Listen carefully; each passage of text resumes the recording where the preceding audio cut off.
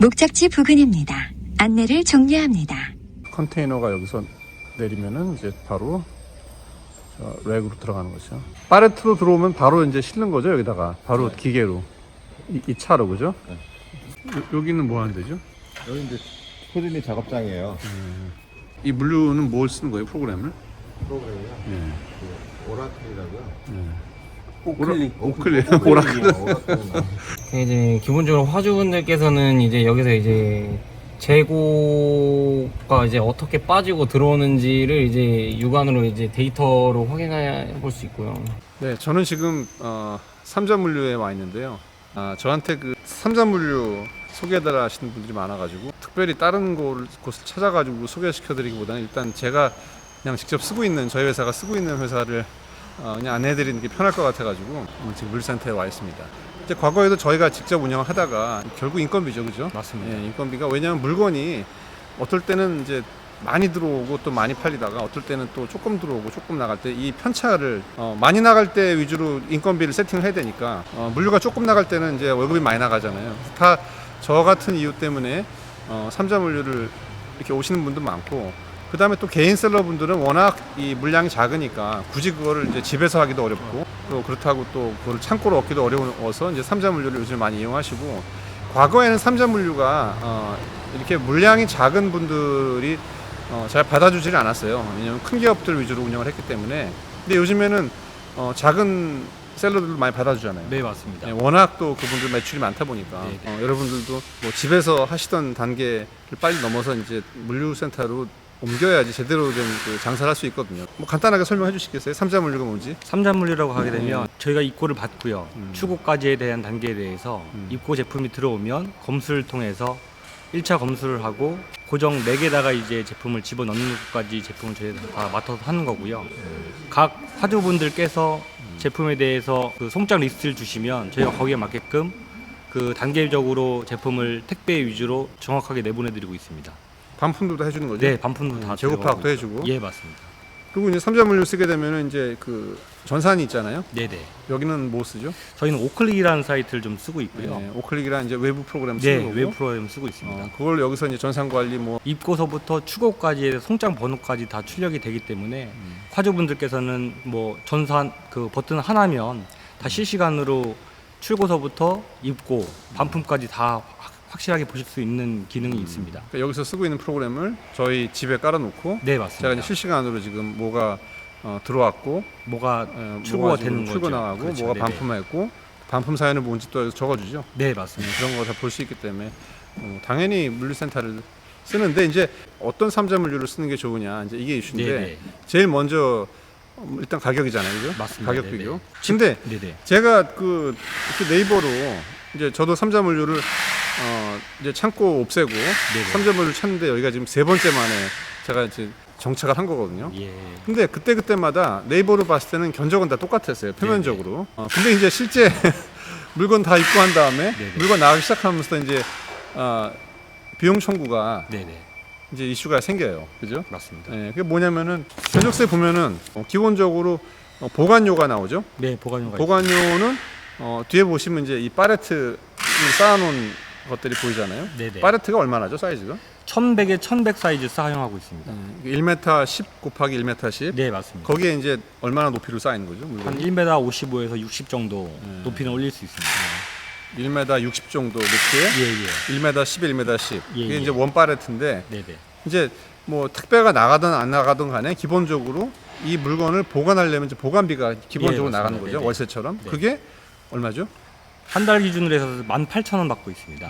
8,000원이 이제 기본인 거고. 예, 예. 그거보다 올라가진 않죠. 그렇죠. 그거보다는 올라가지 예, 않습니다. 이제 물량이 많아지면 떨어지는 거고. 예, 맞습니다. 사실 이제 요거는 이제 비슷한 것 같아요. 어디는 이제 서울 가까운 데는 2만 원짜리도 있고, 네네. 여기 이제 안성이니까 18,000원인 거고, 요거는 어느 업체나 좀 비슷한 것 같고. 네네. 그 다음에 이제 물건이 이제 그 입고돼야 되잖아요. 예, 예. 뭐 배로 뭐 와서 인천에나 부산에 와가지고 이제 그게 그 트럭으로 여기까지 네네. 오고, 그게 컨테이너로 올 수도 있고, 아니면 뭐 박스로 용달로 올 수도 올 있고. 수 있고요. 컨테이너로 오게 될 경우에는 가격이 어떻게 되죠? 저희가 40피트 기준으로 한 25만 원 정도 되고 있고요. 20피트는요. 20피트는 20만 원 측정하고 있습니다. 근데 그게 안에 파레트로 공장에서 보냈을 때는 비용이 싸죠. 그렇죠. 그런 파레트로 저희가 지게차로 움직이기 때문에 네. 그건 이제 인건비가 빠지는 비용이어서 한 파레트당 이제 기본 비용 3,000원 받고 있습니다. 그러면은 예를 들어 가지고 20피트 들어오면 얼마예요? 파레트로 들어왔을 때? 20피트 파레트로 들어서 18파레트가 실리거든요. 그러면 이제 18파레트 곱하기 개당 3,000원 하시면 되실 것 같으세요. 얼마예요? 근데 일반적으로 1688 알리바바 같은 데서 물건 사면은 다 박스로 오죠.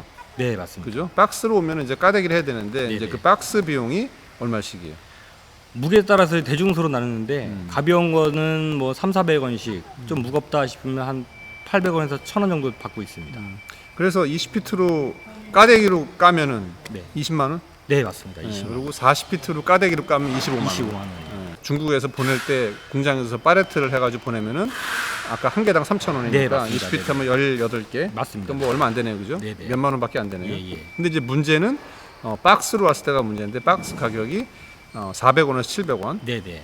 요것도 사실 업체별로 어느 3P를 쓰나 비슷하다는 거죠. 네, 맞습니다.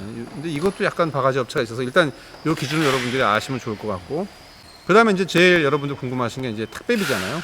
네, 손님들한테 택배비. 네, 네, 네. 택배비를 이제 여기서 있는 물건을 꺼내서 네. 그걸 박스에 담고요. 담아서 뭐 하나 시키는 사람도 있겠지만 뭐 여러 개 시키는 사람도 있을 예, 거 아니에요. 예, 예. 이제 여러 개를 시키는 거를 우리가 이제 합포장이라고 하죠. 네, 맞습니다. 합포장에는 돈이 조금 더 붙죠. 맞습니다. 그 다음에 합포장이든 뭐든 이제 박스를 하나 만들어가지고 이게 택배가 나가야 되는데 택배비잖아요. 네, 네. 그럼 택배비는 사이즈별로 받는 건가요? 그 각 택배 회사에서 박스 규격, 박스 무게에 대해서 금액이 측정되어 있는 금액에서 그 기준으로 삼고 있고요. 택배를 많이 보낼 수 있으면 금액이 조금씩 다운될 수 있는 거고요. 근데 개인이 삼자 물류를 쓰는 이유 중에 하나가 네네. 개인이 보내면은 물량이 적어가지고 택배비가 비싼데 네, 맞습니다. 삼자 물류는 기본적으로 전체적으로 쓰는 택배비가 예, 예, 싸서 예. 네네. 여기 거 쓰는 거잖아요. 예, 맞습니다. 그러면 가격이 얼만큼 내려가는 거예요? 기본적으로 무게에 따라서 A, B, C 단위의 박스 크기랑 무게가 있는데요. 뭐 저희 같은 경우에는 대량으로 물품을 내보내는 회사다 보니까 뭐 기본 사이즈 무게도 가볍고 화장품을 예를 들면 무게도 가볍고 하는 것들은 한 2,000원 선 보시면 되실 것 같으세요. 그 안에 이 피킹해서 싸는 비까지 다 포함된 건가요? 예, 맞습니다. 거기서 이제 합포 장비 추가적인 제품에 대해서만 뭐 난이도에 따라서 50원이면 50원, 100원이면 100원 이렇게 추가적으로 금액이 붙는 거고요. 그러니까 이제 제일 기본 박스 가벼운 게 그 여기서 인건비까지 다 해가지고 송장까지 다 붙여가지고 박스 테이프 다 붙여가지고 네네. 나가는 게 2,000원부터 보시면 시작하는 되세요. 거고. 네네. 그러니까 이거는 사실 이것도 약간 함정이 있어요. 왜냐? 저도 이거는 당연히 봤거든요, 견적들을. 근데 견적 보면 어떤 업체들은 1,800원, 뭐 어떤 건 2,000원 그런데 지금 방금 말씀하신 그 난이도, 네네. 그죠? 예를 들어가지고 합포장비라든지 맞습니다. 한 박스에 여러 개를 싣는다든지 네네. 그 다음에 또 뭐가 붙죠? 좀 추가적으로 붙을 수 있는 추가적으로 이제 뭐 바코드를 화촉분에 요청하셔서 바코드를 붙일 수도 있고요. 그리고 제품이 뭐 파손 위험이 있으면 뽁뽁이라든지 에어캡을 말아야 되는데 그거에 대한 작업비를 좀 녹여놓는 거죠, 금액에. 그리고 차후에 그 금액을 올리기 때문에 지금 표준 단가에서는 그 금액들을 배제해서 나가는 상태였고 막상 이제 작업을 하다 보면 금액을 이제 100원, 200원씩 이제 붙여서 영업들을 많이들 하고 계시는 거고요. 그러니까 기본적으로 그 택배비라고 하면은 뭐 1,800원, 뭐 1,700원짜리도 있잖아요. 네네네. 근데 그게 중요한 게 아니라 거기에다가 여기 인건비가 이제 거기다가 예, 들어가야 맞습니다. 되고 네네. 지금 말씀하신 합포장비는 또 추가로 들어가고 네네. 또 바코드 붙이고 또 뭐 종이백이라든지 폴리백이 들어가면 이런 것들이 들어가는데 네. 제가 여기가 좋은 건 뭐냐면은 이것들이 딱 정해져 있어요, 금액들이. 아까 말씀하신 대로 제일 작은 거는 이제 2,000원이고 큰 거는 2,400원, 2,800원 이렇게 정해져 있고 그 다음에 합포장 같은 경우는 50원에서 100원 이렇게 딱 정해져 있어요. 그 다음에 바코드 스티커 부착 폴리백은 50원에서 100원. 맞습니다. 그죠? 네네. 그리고 난이도가 있는 상품 같은 경우는 이제 무겁다든지 뭐 깨질 그렇죠. 거라든지 네네. 이런 것들도 플러스 마이너스 200원이라고 지금 딱 견적서에 적어 있거든요. 예, 예. 그래서 이런 업체가 좋은 것 같아요. 예. 왜냐하면은 다른 데도 제가 견적서 본 것들은 그냥 다 1,800원, 1,700원 이렇게 써 있고 이런 내용들이 안 써 있어요. 물어보면은 그거는 그때그때마다 너무 맞습니다. 네네. 복잡해가지고 일일이 다 견적서에 녹일 수가 없다 이렇게 해놓고 나중에 왕창 이제 덤탱이가 오는 거예요, 견적서가. 그렇죠, 그래서 뭐냐 그랬더니 뭐 이건 이래서 저렇고 이건 저래서 그러는데 저희처럼 물량이 많다 보면은 그게 뭐가 뭔지도 잘 파악이 안 돼요. 맞습니다. 뭐 물량이 적더라도 이 견적서에 나와 있지 않고 나중에 뭐 이건 하포장이 너무 힘들어가지고 뭐 300원을 붙였다, 이건 뽕뽕이라 가지고 개당 300원을 붙였다, 이런 식으로 표면 위에 나와 있지 않은 것들이 이제 붙게 되는 그런 업체들이 제가 봤을 때는 안 좋은 업체죠, 그죠? 예, 맞습니다. 그러니까 투명하지 않은 거. 그래서 견적서에 이런 그 플러스 사항까지 정확하게 금액이 나와 있는 이런 거를 쓰는 게 바가지를 안 쓴다. 네네. 그죠? 그게 중요하고. 그 다음에 또 삼자 물류 선택할 때 우리가 중요하게 여겨야 될 거, 기준, 뭘로 판단을 해야 되나? 또 예를 뭐 들어서 있죠? 기본 견적서를 받으셨는데 몇 군데 이제 비교 견적을 보셨을 때 의외적으로 택배 비용이 좀 저렴하다. 그런 데에는 택배 비용을 그 저렴하게 만들어 놓고 짐은 이제 들어오지 않습니까? 창고로 계약이 돼서. 그러면 작업, 아까 말씀하셨던 것 같이 작업 난이도에 따라서 100원이든 200원이든 자연스럽게 붙일 수밖에 없는 구조거든요. 왜냐하면 기본 택배 비용을 너무 싸게 만들어 놓고 나머지 작업을 하다 보니 너무 그런 인력이라든지 손이 많이 가는 그런 일들이 발생이 됐을 때 금액을 올려 받아야 되는데 받지를 못하니까 그 금액을 자연스럽게 100원, 200원 자연스럽게 붙일 수밖에 없는 구조여서. 지금 제가 얘기한 거잖아요. 네네네. 그거 말고 딴 얘기. 그건 아니 그게 전형적인 수법이에요. 맞습니다. 예, 네. 싸게 견적 써놓고 네. 잘 모르니까 초보들은 그렇죠. 예, 나중에 그리고 물건들 나중에 바가지라 가지고 옮기려면은 그렇죠. 옮기는 비용 또 들잖아요. 들어가죠. 그러니까 그냥 쓰게 되는 거거든요. 네네. 그래서 일단은 싸게 해서 갖다가 쟁겨놓고 네네. 그 다음에 바가지 씌우는. 맞습니다. 저는 벌써 2번이나 당했거든요. 그 점은 이제 제일 중요한 거고, 제가 여기 선택한 가장 중요한 게 이거거든요. 처장님이 얘기 안 해줬어요. 제가 얘기하는. 네네. 곰팡이가 껴요. 맞습니다. 예. 그 패브릭 제품도 그렇고 맞습니다. 의외로 나무도 곰팡이가 끼고 네네네. 곰팡이가 끼는데 이게 습기거든요. 환기고. 근데 제가 다녀본 근교에 있는 그 3PL 중에서 환기나 통풍이나 뭐 이런 좀 빛 들어오는 거 그렇죠. 이런 네네. 거를 제대로 이렇게 갖춘 시설인 곳이 많지가 않았어요. 네네. 오면서 제가 이거 찍었는데 이렇게 깨끗한데 또 있죠, 여기 말고도. 예. 그러니까 어쨌든 간에 여기가 제일 좋다는 것보다도 네네. 누구나 알 수 있어. 딱 보면은 환기가 되고 깨끗하고 그리고 쓰레기 하나도 없고 그리고 다 렉으로 이렇게 다 정리되어 있고 네네. 렉도 이렇게 좋은 렉이 아니라 제가 본 데들은 다 이렇게 경량 렉 같은 거 한 대 많아요. 네. 그래서 시설이 제가 봤을 때는 의외로 되게 중요하다.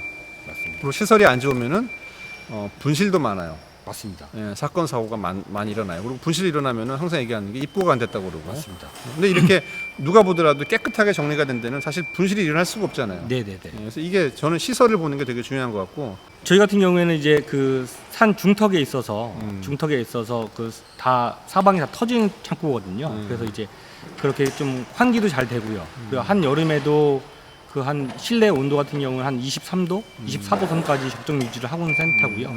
그리고 뭐 해충망 같은 경우에는 방역 업체가 따로 있어서 관리를 한 달에 한 번씩 관리를 해주고 맞아요. 있고 쥐도 많이 나와요. 예, 예. 쥐도 많이 먹고. 관리를 받고 있는 센터여서 뭐 그렇게 해서 믿고 보시면 되실 것 같아요. 그러니까 이게 되게 이제 실제로 가면 중요한 게 창고에다가 에어컨 할 수 없거든요. 네, 맞습니다. 다 그냥 이렇게 그냥 실온 놔두거든요. 네네네.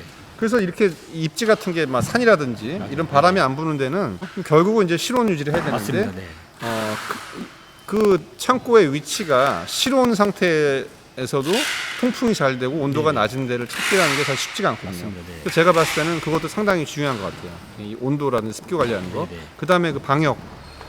조그만 데들 세스코 같은 거 안 쓰잖아요. 네, 그죠? 맞습니다. 방역 업체. 그것도 이제 좀 규모가 있는 데들 써야 되는 거고.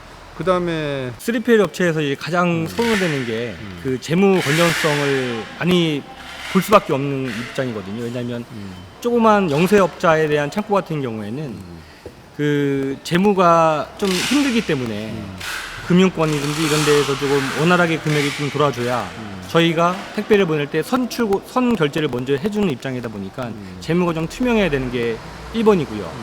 그 재무가 좀 틀어져 버리면 압류 같은 상황이 발생이 되면 제품에 대해서 출고 자체가 아예 전혀 될 수가 없습니다. 그렇죠. 이제 이 네네. 물류회사가 빚을 져가지고 예, 맞습니다.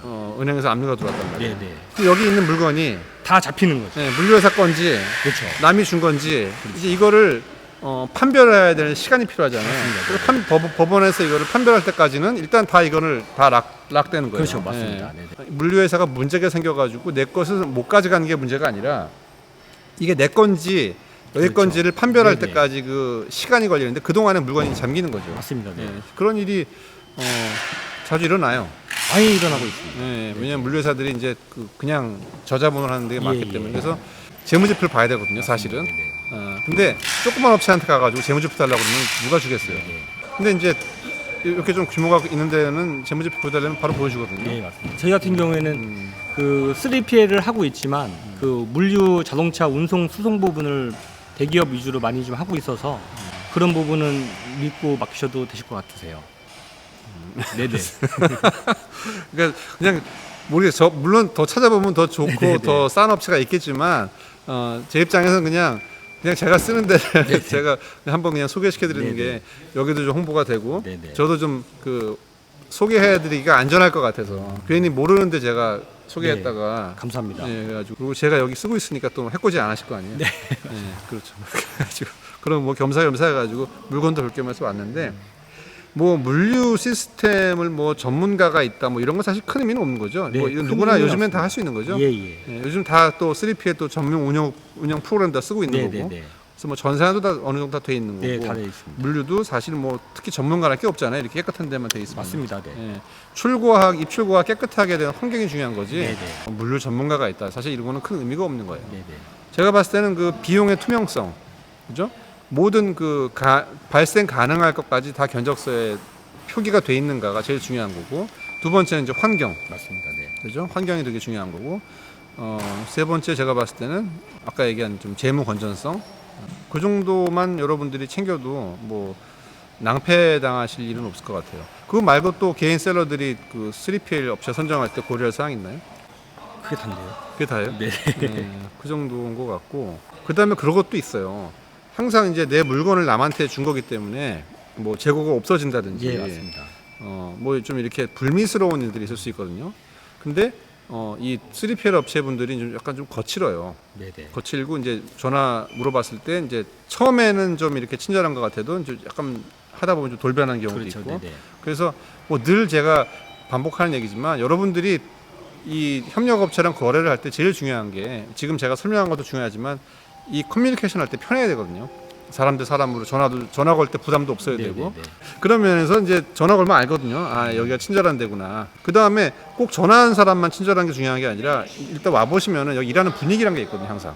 그래서 그 일하는 그 직원들이라든지 여기 뭐 관리자라든지 사장님이라든지 이렇게 만나 보시면은 이 물류회사 분위기가 있어요. 그런 게 제가 봤을 때는 눈에 보이진 않지만 되게 중요한 그 3PL 업체 선정 그 기준이 아닐까.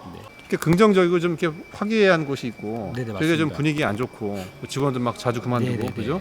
직원 자주 그만두면 내 물건 안 한 직원 또 그렇죠. 이런 것도 많고 그래서 회사 분위기도 중요하다. 제가 뭐 본의 아니게 여기 3PL 홍보가 됐는데 반복해서 말씀드리지만 싸고 좋은 데는 이런 기준으로 찾으시면은 충분히 찾을 수 있으니까 3PL 업체를 찾아가지고 여러분들이 뭐 좋다기보다는 사실 이런 사고가 안 나고 안전한 게 중요한 거거든요. 그래서 그런 거 위주로 좀 보수적으로 고르시는 게 중요할 것 같습니다. 네, 오늘은 여기까지 할게요. 고맙습니다. 감사합니다. 네.